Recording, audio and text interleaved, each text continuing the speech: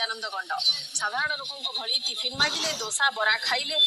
अति साधारण लोक भली आसी रास्ता कड़े छोटिया जलखिया दुकान साधारण लोकों सेठी बसी जलखिया खाइले दृश्य देखा मिली नवरंगपुर ठार उमरकोट संजोग करुवा 39 नंबर राज्य राजपथ कड़े चिंगड़ासर जलखिया दुकान में मंत्री नित्यानंद गंड भुवनेश्वर विधानसभा सारी भुवनेश्वर विमान बंदर जयपुर विमान बंदर को विमान द्वारा आसिले जयपुर ठार चारिचकिया जान निज घर उमरकोट को फेरुवा समय पापड़ाहांडी निकटस्थ चिंगड़ासर ठारे गोटे छोटिया जलखिया दुकान अटकी थे अति साधारण लोकों परी दुकान रे जलखिया मागी सेठारे जलखिया खाउथिबा लोकों कथबार्ता हेले पाखरे गोटे छोट झियो सह मिसी से जलखिया खाइले। नवरंगपुर जिलार पापड़ाहांडी तोरी नदी जहाँ रक्त तीर्थ कह जाए एठारे 1942 मसीहा अगस्ट 24 तारिख में 19 जन आदिवासी शहीद होते देश मातृका पाए जेतबे असहयोग आंदोलन चलता एठू पापड़ाहांडी असहयोग आंदोलनकारी बाहरी डाबुगा थाना घेराव करने जाते किंतु एठारे गुली करी हत्या गुली कर दि जाता इंग्रेज तरफ कि नदी डेई शहीद होते शहीद मान सकाशे शहीद मिनार निर्माण कर आज गणशिक्षा मंत्री एठार सीधा सड़क पचारि बुझा कौन विकास कर अंचल जो बलिदान देते देश में कौन न्यूज 18 ओडिया स्वागत जनाऊँ कौन कहे शहीद मिनार आज कौन देखिले कौन विकास कर चिंता कर देखो निश्चय ये जो पापड़ाहांडी शहीद मिनार ये तोरी नदी को ये रक्त तीर्थ बोली भी कहती स्थान को जो 1942 मसीहा अगस्ट 24 तारिख रे जो डाबुगा थाना को घेराव करने ये अंचल जो माने देशप्रेमी असहयोग आंदोलन रे जो माने गति होते सामिल होते से माने जिते जाऊे से फायरिंग होता 19 जन टली पड़ी ये गोटे ऐतिहासिक स्थान से आज देश स्वाधीन हो पारी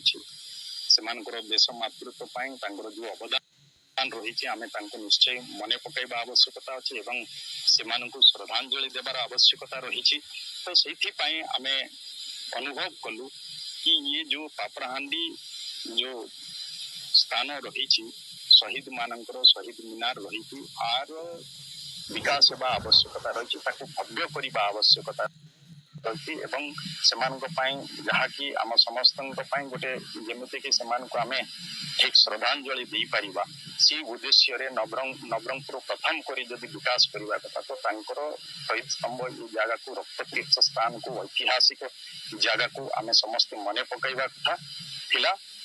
तेणु आम जिते आम मान ये दायित्व मिली आमर भी दायित्व थिला कि आर प्रथम करना केमती तार विकास करा जाई पारि तो कह जाए पंजाब जालियानाबाग गुलिकांड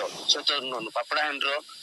रक्त तीर्थ तोरी नदी गुलिकांड तुलना करा जाए तो आपको ओडिशा सिलेबस आगामी पीढ़ी स्थान देवी जेहेतु आप गणशिक्षा मंत्री बर्तमान अच्छा देखो ये विषय को निश्चय आम सरकार पाखे आम रखी उपस्थापन करूँ ये जालियाना बाग जो हत्याकांड होता ये भी कम हो गोटे समय जो फायरिंग होता ये अंचल चाल घर आग पड़े गुहाल पछपटे संगठित भाव चली देशी बंदूक कारखाना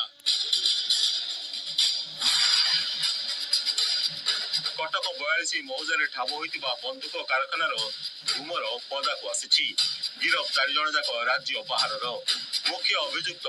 घर मालिक शरद यादव उत्तर प्रदेशवासी 42 मौजारे घर करी क्षीर व्यवसाय करुला पेशादार लोकों को नियोजित कराई देशी बंदूक तैयारी करुला गतकाली भोर एसटी कमिशनरेट पुलिस रेड करी बेआईन बंदूक कारखानार पर्दाफाश करिछि छोट चाल घरे अत्याधुनिक मेसिन आनी देशी बंदूक तैयारी कराउला 30टी बंदूक सह बंदूकर विभिन्न अंश मेसिन आदि जबत होइछि बहुत ऑर्गेनाइज्ड वे मॉडर्न मशीनरी आनी गोटे इलीगली स्मॉल आर्म्स जहाँ को कंट्रीमेड पिस्टल कही ताकू गोटे गैंग ताकू बनाऊले आर्म्स रो विभिन्न पार्ट्स गोटे पिस्टल रो जो डिफरेंट पार्ट्स थाए से गुड़ा को हमको मिली से गुड़ा को असेंबल करी एमाने बाहर को पठाउले जो आम रेड कलु से घरे आमे 3 जण लोक जो माने सिद्धहस्त थिले those are very efficient in making this small country arms तांकु आमे धरिथिलु एवं परवर्ती मुहूर्त रे जो घर मालिक जे मान को आनिकरी सेठी रखिकरी चालू करता ताकु मध्य धरा हेतिला। ଘରର ମାଲିକ ସୌରଭ ଯାଦବ ଉତ୍ତର ପ୍ରଦେଶର ଅନ୍ୟ 3 ଜଣ ଗିରଫ ହେଲେ ହାୱଡ଼ାର ମହମ୍ମଦ ଆଜମ, ବିହାର ମୁଙ୍ଗେରର ମହମ୍ମଦ ଅବିଦ ହୁସେନ ଓ ମହମ୍ମଦ ସମୀର ଆଲମ। ମହମ୍ମଦ ଆଜମଙ୍କ ନାଁରେ ହତ୍ୟା ମାମଲା ରହିଛି। ଦୀର୍ଘ ଦିନ ହେବ ସେଠାରେ ବନ୍ଧୁକ କାରଖାନା ଚାଲି ଆସୁଥିଲା। ପଚରା ଉଚରା ବେଳେ ଅଭିଯୁକ୍ତଙ୍କଠାରୁ ବହୁ ତଥ୍ୟ ମିଳିଛି। ଅନ୍ତଃରାଜ୍ୟ ସମ୍ପୃକ୍ତି ଥିବାରୁ ମାମଲାର ଗମ୍ଭୀରତାର ସହ ନେଇ ତଦନ୍ତ ଚଳାଇଛି କ୍ରାଇମବ୍ରାଞ୍ଚ। ବନ୍ଧୁକ କାରଖାନା ଠାବ କରିବାରେ ପଶ୍ଚିମବଙ୍ଗ ଏସ୍ଟିଏଫ୍ ମଧ୍ୟ ବହୁ ଗୁରୁତ୍ୱପୂର୍ଣ୍ଣ ତଥ୍ୟ ପ୍ରଦାନ କରିଥିବା କହିଛନ୍ତି crime branch STF DIG Pinak Mishra. बहु परिमाण रे हमें जो छोटो स्मॉल आर्म्स रो पार्ट्स एवं मैन्युफैक्चरिंग मशीन रॉ मटेरियल्स इत्यादि जबत होइछि। एही संक्रांत रे हमें गतकाली ही पचरा उचरा कला परे हमें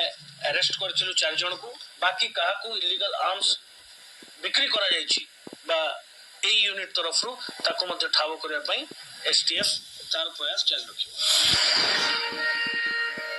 କେବେଠାରୁ ଏଠାରେ ବନ୍ଧୁକ କାରଖାନା ଚାଲିଥିଲା, କାହାକୁ ବନ୍ଧୁକ ବିକ୍ରି କରିଛନ୍ତି, ମୋଡସ୍ ଅପରାଣ୍ଡି କ'ଣ ଥିଲା,